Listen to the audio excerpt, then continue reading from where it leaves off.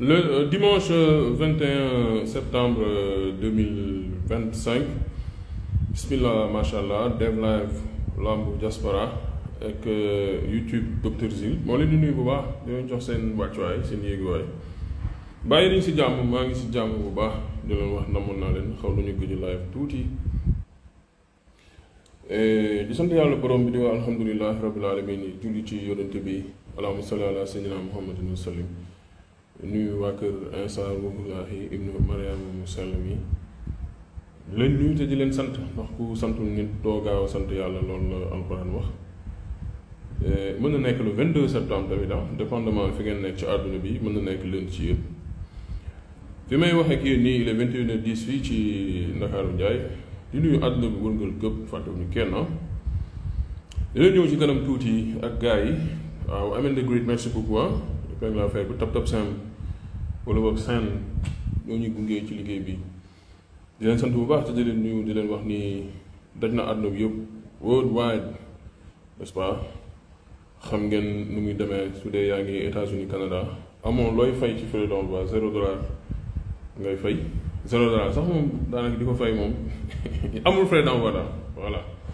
ci montant boo munti yónnee ba ci montant bu ñu la plafonné soo utilisé nag code promo Dr Jules DRJULES comme Amel the Great nu mu ko bindee di nga am une réduction de $10 c'est sa première utilisation n'est-ce pas Dramous kon nee naa la jàpp loxo frère j'espère que yaa ngi ci jàmm su fekkee ne yaa ngi Europe nag frais d'envoi $2 la ok mu leen ne sa loolu sa première utilisation soo utilisé code promo DRJULES mi Dr Jules di nga am une réduction de €5 n'est-ce pas alors ma nuyu gars yi parce que nag yéen ñi gunge ci liggéey bi di leen ci kontaan yi yaa ngi nekk ci sa téléphone nekk sa télé nekk sa ordinateur ak lu mu munti demee tu vois ñëw di bëggee fàtte stress ñu rey stress dañuy ñëw rey stress bi ñëw wàññi rey ko dana ñaari sujet dinañ ko waxtaanee bien sûr c'est la sortie d'Ama Baldé qui a fait un gros buzz ce week-end et puis l'AG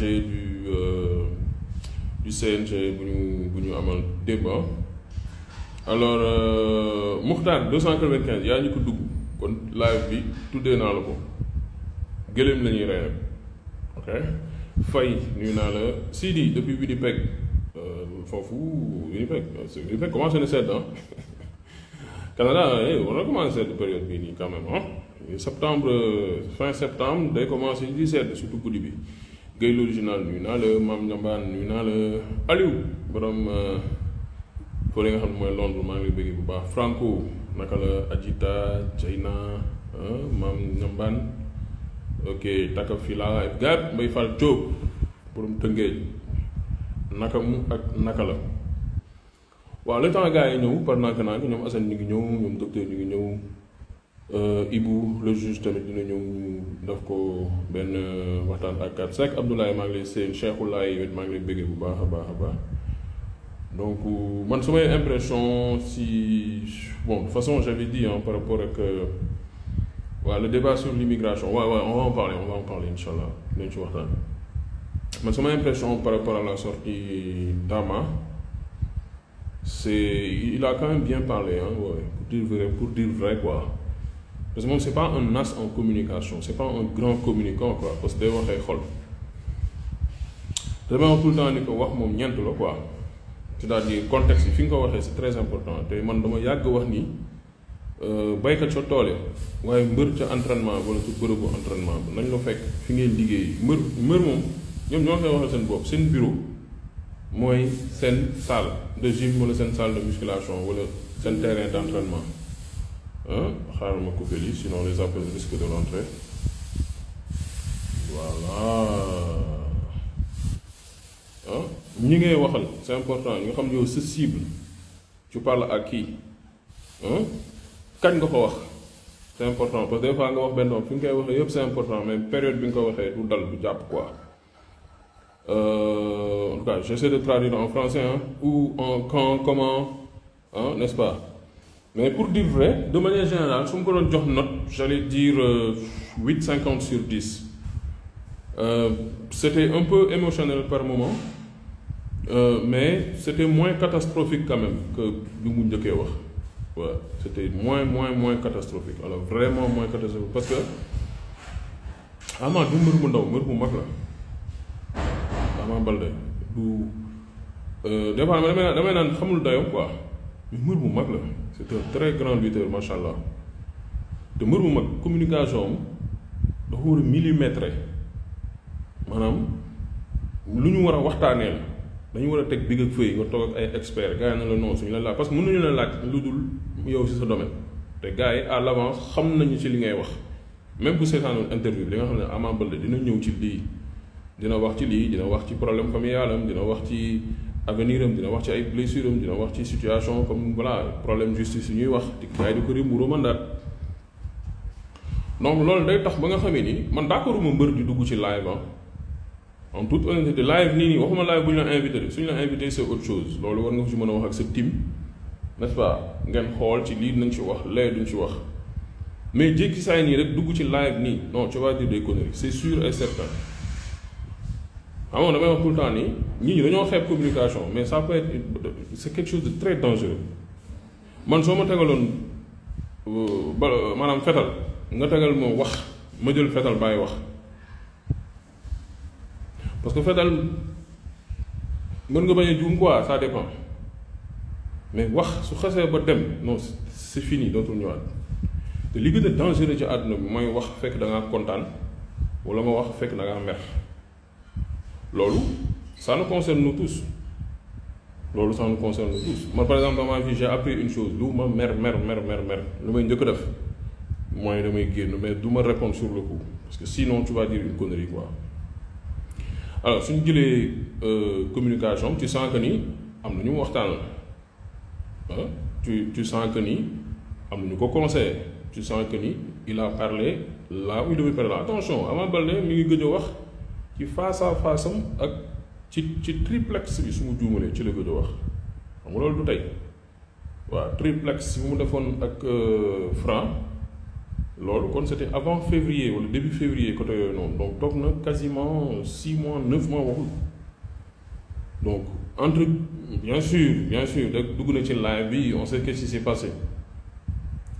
donc su fekkente ne nii voilà c'est quelque chose de préparé minutieusement comme c'est Abdoulaye c'est un proche de lui Wally Papito maa ngi lay nuyu su fekkente ne nii par exemple dafa juum parce que bii warul woon juum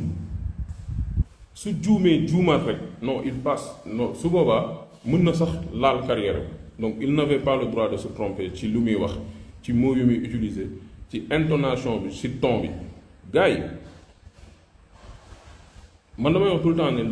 ñoom il faut que ñu xam ñoom ñooy kan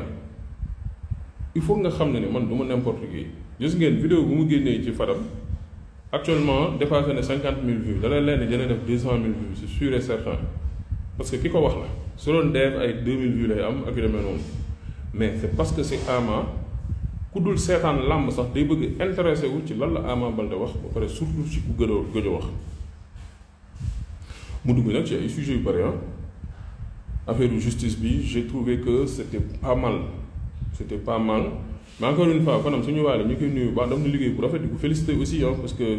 c'est pas évident en général groupe yu mag yi la ñuy gis ñu def genre interview yooyu noonu mais il a pu décrocher Ama et au plaisir de tout le monde tout le monde est content parce que ñun ça nous donne de la matière donc di ko féliciter bu baax mais j'ai trouvé aussi que ni il a trop voulu diriger la discussion maanaam dafa day mel ni moom day bëgg yóbbu Ama moom fan la bëgg di orienter question yi c'est bien des fois mbër soo sentir ni mën na déraper ok mën nga ko orienter waaye bu ko yóbbu foo nga xamante ni nii par exemple di setal daram quoi parce que ñun on est dans le milieu de la lutte du ma ne duñ juum de mais lu ñu am ci information yow xam ngeen ci mën nañ déraper nag comme tout le monde mais généralement lu ñuy wax 60% c'est vrai lu ñuy wax lu ne du lépp la ñuy wax parce que am na nga xamante ni voilà dafay xaw a sensible mais am na foo nga xamante ni aussi xam nga moom affaire am dafa xawoon y avait un relent politique dedans te Sénégal xamuñu politique quoi parce que ñoom politique c'est de la passion c'est des insultes en fait amuñu fair play politique moo tax man je préfère ne pas en parler donc soo duggee ci cas boobu di wax ay Pastef ak yooyu c'est un terrain super glissant terrain la boo nga xamante ni rapidement da ngay yaakaar ne yaa ngi defar fekk ni amaana sax yaa ngi yàq donc peut-être c'était la petite fausse note de tout ça beneen bi ñu topp et je le répète man démb laa amaat information boobu noonu du ma ci mën a wax actuellement nii te ku ma ko wax du kuy feeñ ci làmb mais ku saf ci làmb la xamaa ne ni may seetaan feeñul ci làmb nag feeñul ci làmb mais amul lu ko rëcc ci làmb te day toog ak ay kilifa yu mag mais moom li ma wax ci Ama Baldé je le répète bu yaboo ñu bañ a simplal kaawam bii nii je le dis tout de suite xam nga du mu leen wax du mu leen mën naa bëri naa kaf nag bëri naa ree mais du mu leen wax loo nga xamante ni c'est pour faire plaisir son cas là na ko régler le plus rapidement possible c'est-à-dire su mënoon a ñëw lu mu gën a teel mu ñëw biir Sénégal lijjanti kaawam boobu noonu na ko régler une bonne fois pour toutes parce que le plus muy xaar le plus mu mën a jël leneen ba impact ci carrière am na yeneen leeral aussi yu mu am ni lu jëm ci combat am ak Siteu combat am ak Siteu personnellement j'ai trouvé que Fadam il a voulu faire du xumbal quoi dama baal quoi c'est quelqu'un que j'apprécie xam naa ko invité dans la semaine mais en fait amul benn base pour combat boobu taxaw aucune base en fait amul lu tax combat moo taxaw en tout cas ci ren gii nii mais j'ai eu l'impression que ni voilà comme ok on ñu wax ci combat bi nii et puis c'est-à-dire Ama Baldé ak Siteu naa leen xamal benn affaire c'est les choix numéro 1 des promoteurs c'est-à-dire ñoom séddale maanaam suñ doon ay bukki ci waxin séddale bukki la ñuy def bii bukki bii suur bii ñuur bii sàmba bii pour man c'est les premiers choix mais naka la comment il s'appelle Tapha Tine nga xam ne c'est un deuxième choix nañ ma baal bu saaga gisuma nag demandé xaaral naka la Tapha Tine mënee am combat Ama Baldé toog Siteu bu mujj daan am na c'est même pas logique naka la Siteu mënee daan Balla Gaye moo ko mujj daan avant Franc Eumeu Sène mu nekk mbër moo nga xamante ni il rapporte sur tous les plans sa stade day fees animation bi day neex face à face day neex pay-per-view bi day dox te njëkk te promoteurs yi xëccewuñu ko ba jox ko avance nañu use suñu mind quoi c'est un choix numéro 1 Siteu parce que ki mu mujj daan la Ama Baldé aussi naka noonu donc venir dire que ni oui combat bi taxaw na combat bi gars yi koy dox non pour man loolu c'est du xumbalisme c'est du xumbalisme dama jàpp ne que ñun làmb war nañu toll foo nga xamee ni war nañu di mel ni di joxe de fausses informations wala prêcher le faux pour avoir du vrai man en fait je suis désolé mais noonu laa koy gisee quoi j'ai l'impression que ne on prêche le faux pour avoir le vrai maanaam nañu sànnee benn affaire nañu wax benn wax nii rek na jur coow ak yu demee noonu ñun war nañu dépasser loolu noonu côté Siteu aussi merci beaucoup Kriba Cissé il a un problème d'antidopage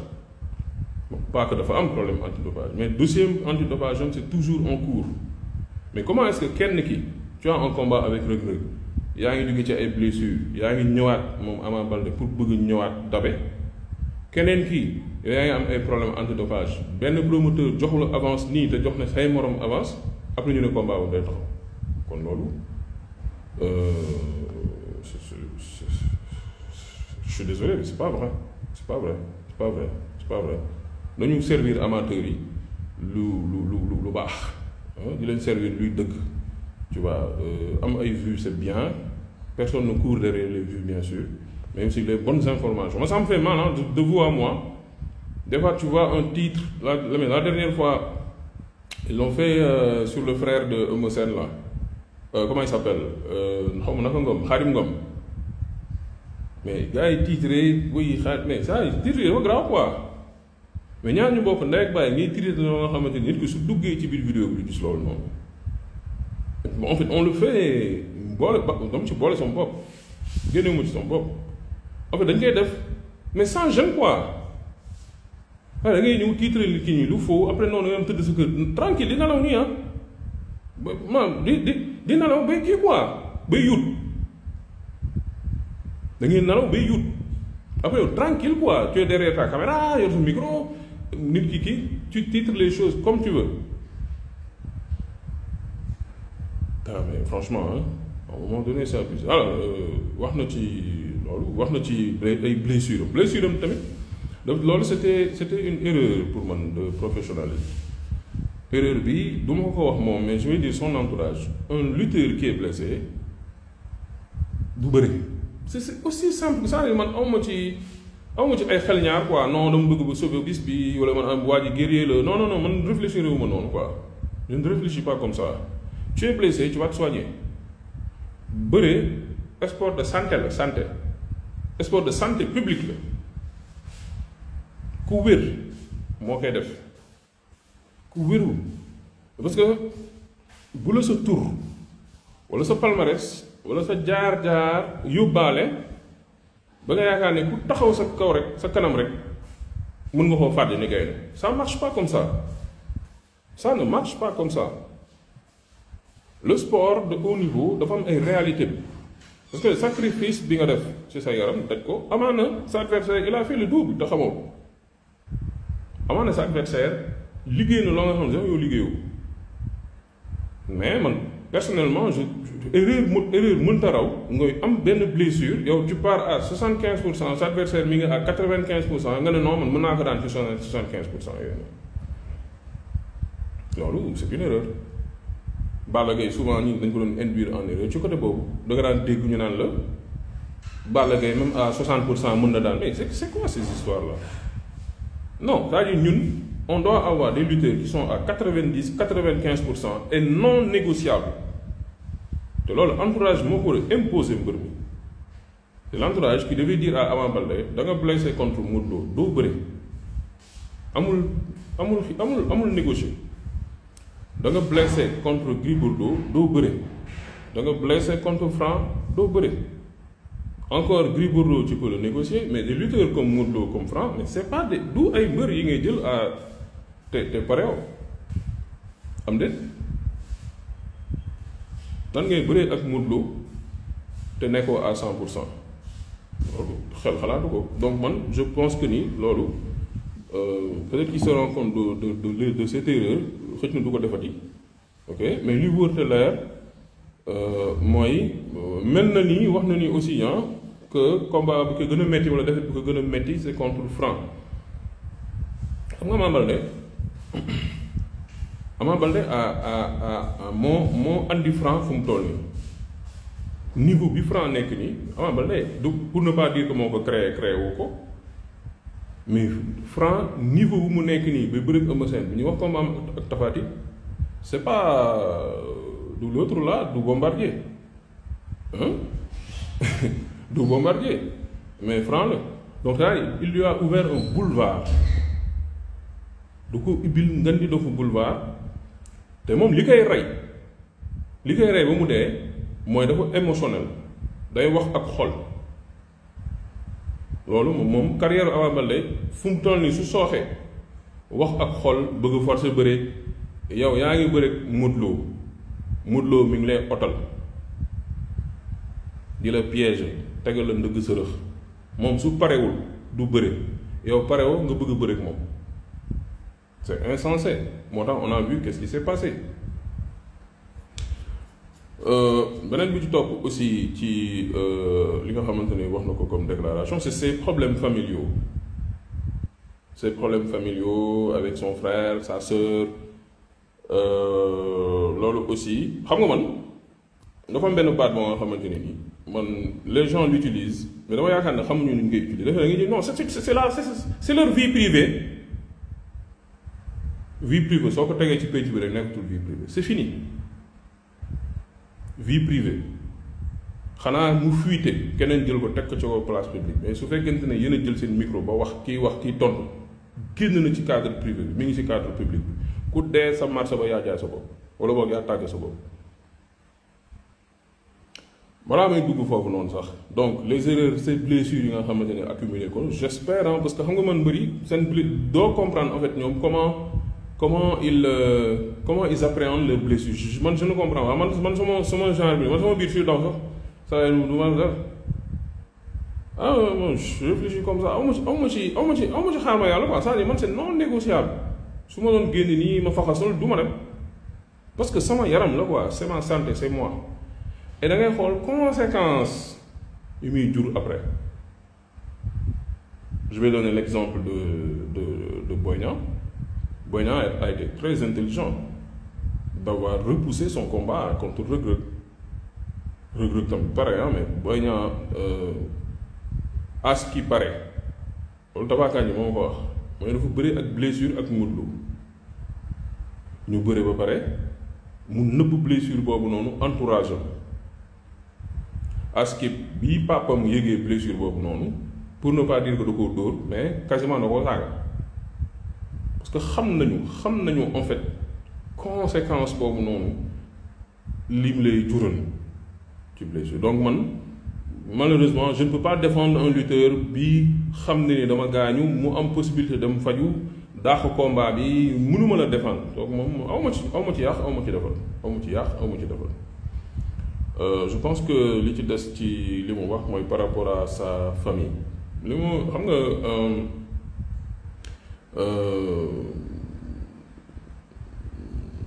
am na fu mu waxee right mais am na fa nga xam ne je suis pas d'accord c'est-à-dire oui non Jules Baldé moom mooy mag non je suis désolé affaire defewul noonu loolu soo ko defee mën na am sax ñeneen ñi ci biir famille ok on va prendre une famille normale d'accord dañuy jël benn famille normale nii nga jël lépp xëpp ko taaw yéen a ngi ci ay kër ñun ñëpp ci kër la ñuy yow right soo leen nekkul taaw caat ngeen wala ngeen nekk ci digg bi donc su fekkente ne ni da nga nekk ci kër loolu c'est un problème de la société sénégalaise c'est-à-dire da ngeen nekk kër yow yaay mag léegi yow daal li ñuy xëpp lépp mais au nom de quoi non dama bëgg xam quoi au nom de quoi yow yaay taaw wala yow yaay papa quoi ñu papa yaay doom au nom de quoi par exemple ñu nekk ci kër ñu ne paa bi daal moo war a def lépp quoi mais d'ailleurs moo tax suñu booy pour ma génn tuuti sujet moo tax booy tayal moo tax booy léegi nii sonn duñu moo tax des fois da ngeen ay booy yoo xamante ne am nañu ay grands frères yu nekk à l'étranger ñii nekk France ñii nekk Suisse ñii nekk Canada tu vois et ils ne font rien lu dul toog di bëgg ci temps bi ak yu demee noonu donc loolu man je me dis que ni ça doit être une responsabilité partagée ah oui c'est-à-dire su fekkente ne nii heure añ dafa jot ñu teg bool kon xanaa ku joxe dépense moom war a lekk ñeneen ñu lekk su fekkente ne ñun logique bu ñuy demee noonu la taaw bi mooy def lépp wala papa ji mooy def lépp kon xanaa kon papa ji su ñëwee joxe su dee moom moo toggal boppam teg boolu añam xanaa moo war a lekk lépp kon soo demee ba nga xam ne yow ci biir famille bi teg nañu boolu lekk bi nga dank ceeb naan ci ndox mu sedd bi laal ci coca bi après pare nga ne non de toute façon problème am nga ne man sama yoon newu ci mais non je suis désolé mais non kooku pour man erreur de communication moom jàpp ne da koo def foofu bokk na ci voilà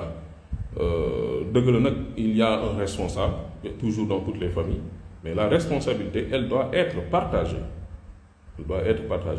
Jules Baldé mënul daw ci ginnaaw le gosse là comment il s'appelle Pokola c'est pas possible man à la place de Jules Baldé ma wax ak sama petit frère une fois deux fois wala sama jarbaat écoute je te mets de côté parce que tu es responsable de tes actes responsable nga ni man mën naa la conseiller mën naa am benn niveau supérieur par rapport à toi mais su ma waxee waxaat mais terrain football sax suñu la joxee carton jaune ñaari yoon dañ lay rouge donc Jules Baldé aussi il a sa famille Jules Baldé il a son fils qui est en train de lutter moom mooy Babacar Baldé am na carrière boppam il a sa vie il a sa femme et tout ça donc foofu je pense que ni Ama Baldé il s'est un peu trompé il a voulu bien faire on est d'accord là où je suis d'accord avec lui et il m'a rejoint mais fu mu waxee ci sërum je lui avais dit déggante wu ñu nag wax dëgg na yàlla dafa di rek montre yu baax yi ñoo bokk heure mais Kumba elle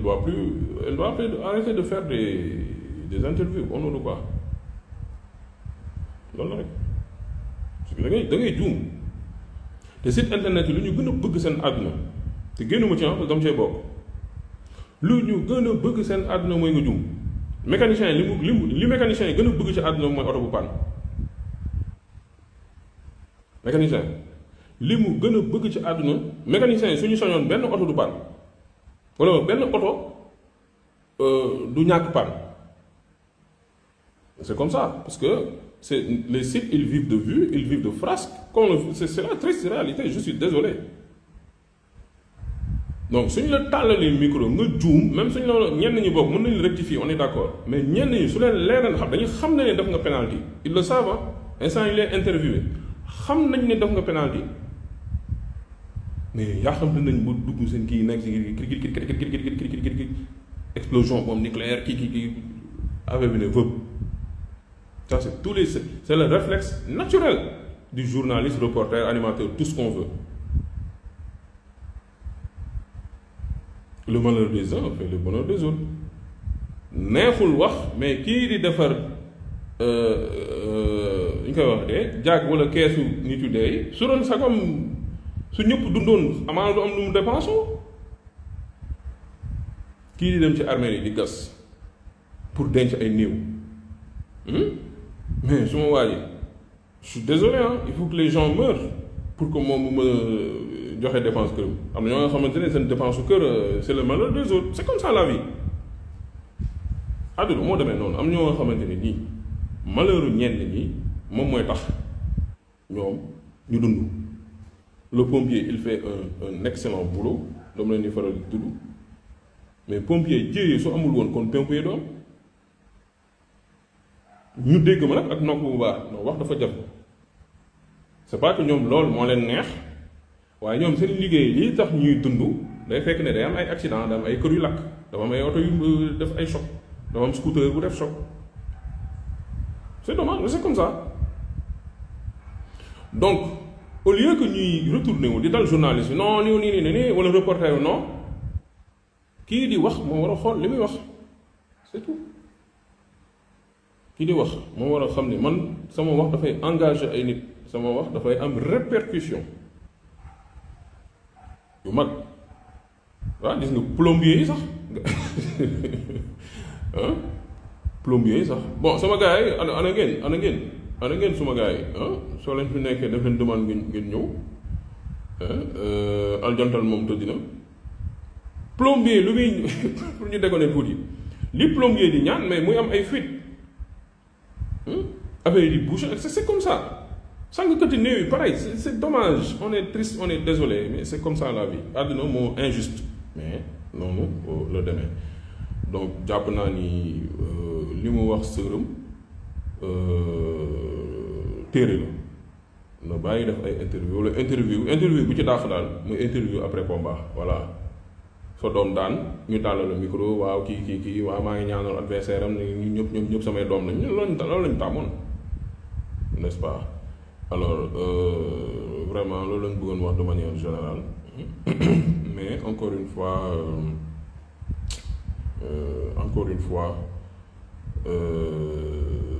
c'était un très bon interview quand même moo tax ma noté ko 8.5 sur 20 sur 10 plutôt 20 kon bi jàll tu vois ce que je veux dire donc vraiment grosso modo loolu laa bëggoon wax de manière générale donc bon affaire Malick Ngom bi moom voilà quoi j'en ai parlé hier sur le plateau parce que loolu tamit moom moo xaw a fës li ma si xaw a jaaxal tuuti rek mooy Gris Bordeaux pourquoi il prend cette affaire à cœur quoi loolu ça jusqu'à présent ça m'étonne je peux comprendre que c'est que je peux comprendre nga défenser bëri je peux comprendre nga défendre bëri je peux comprendre ngeen di défendre seen intérêt tout ça mais limite à un moment donné man ça j'ai l'impression que diw maa ko fi teg genre impression boobu la am j'ai l'impression que ne maa fi teg Malick Ngom donc comme maa ko fi teg donc je vais tout faire pour ñu koy waxatee sax défendre ko quoi quel que soit Alpha Malick Ngom il est beau il est joli il danse bien day pàccanga bu baax day dóor pooj mais non je suis désolé ça marche pas comme ça